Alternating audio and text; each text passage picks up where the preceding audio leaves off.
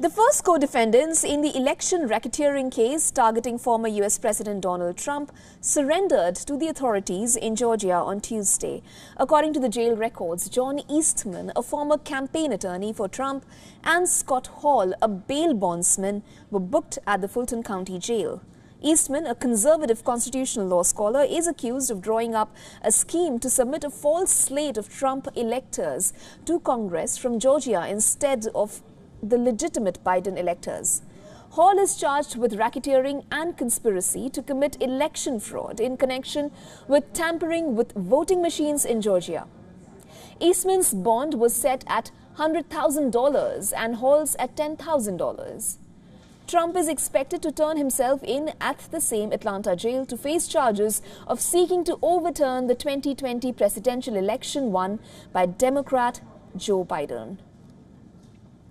The former president is facing 4 criminal trials as he bids for a return to the White House. Others facing charges in the alleged Georgia conspiracy include Trump's former personnel lawyer, Rudy Giuliani, and his White House chief of staff, Mark Meadows.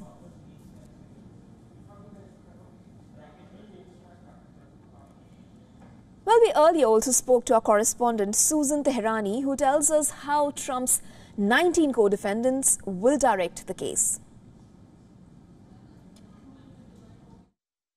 The first 2 of former President Donald Trump's co-defendants surrendered to the Fulton County Jail on Tuesday, while a pair of co-defendants also have requested to have their case moved to a federal court, something that the former president may also request. These are all signals that this case will definitely go into so many different directions, with 19 co-defendants by the end of this week, which is Friday, the deadline for all of them to surrender. Of course, we do know that the former president is expected to surrender on a Thursday. Former White House Chief of Staff Mark Meadows had requested for his case to be transferred to federal, and less than a week after, we learned that another co-defendant has requested the same. There are some advantages to having the case transferred to a federal courtroom. For one, there will be no cameras in a federal courtroom.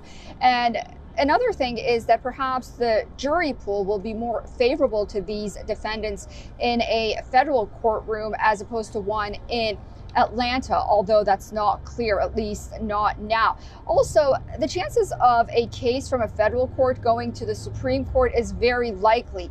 And all of this, of course, will delay the process, something that we know the Trump team has requested.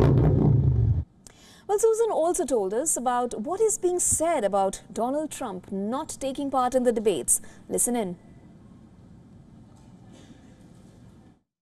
Well, almost everyone agrees that politically it doesn't make much sense for the former president to go on that debate stage and engage in a back and forth with his rivals. However, many also believe that the American people deserve to hear a debate, even from the former president, that they've heard a lot about. On the other hand, it's important to note that Wisconsin is a purple state. We do know if Donald Trump does become the eventual nominee, he will definitely visit Wisconsin. However, there are mixed feelings in that state as well on why the former president didn't show up. After all, you may remember back in 2016, Hillary Clinton snubbed Wisconsin, and it was one of the reasons she lost.